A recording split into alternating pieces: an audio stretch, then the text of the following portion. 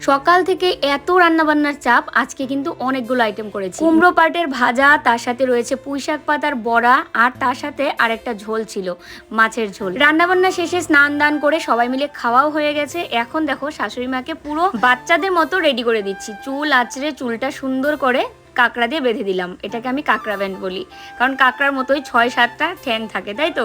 তো এই দেখো শাশুড়ি বউ রওনা দিলাম। না না, একদম না, দুজন যাচ্ছি না, সাথে আরো অনেকেই যাচ্ছে। কাকিমা বলছিল যাবে নাকি রথের মেলায়। ছোটোর থেকে অনেক শুনেছি রথের মেলা, কিন্তু কোনোদিন যাওয়ার সৌভাগ্য হয়নি। আজকে সবাই মিলে রওনা দিলাম রথের মেলায়। গল্প করতে করতে পৌঁছে গেছি মেলায়। এসে দেখি এত সুন্দর একটা মাটির জিনিসপত্রের দোকান, উফ, চোখ জুড়িয়ে গেল। তার সাথে এখানে পুরো ফুলের মেলা লেগে গেছে। এত গরম লাগছিল সবার। এসেই তো জগন্নাথের দর্শন করতেই হবে, কারণ জগন্নাথ ঠাকুরের জন্যই তো রথমেলা। তারপরে এখানে নিয়ে নিলাম সবাই মিলে আইসক্রিম। কাকিমা বলছিল যে সবাই মিলে চলো আইসক্রিম খাই, এই গরমের মধ্যে আইসক্রিমটার জন্য আলাদাই শান্তি। সবার হাতে হাতে একটা করে চকোবার। সবাই আইসক্রিম খাচ্ছিলাম আর গল্প করছিলাম। ফ্যামিলির সাথে ঘুরতে আসার মজাই আলাদা, আর কিছুর সাথে এটার তুলনাই হবে না।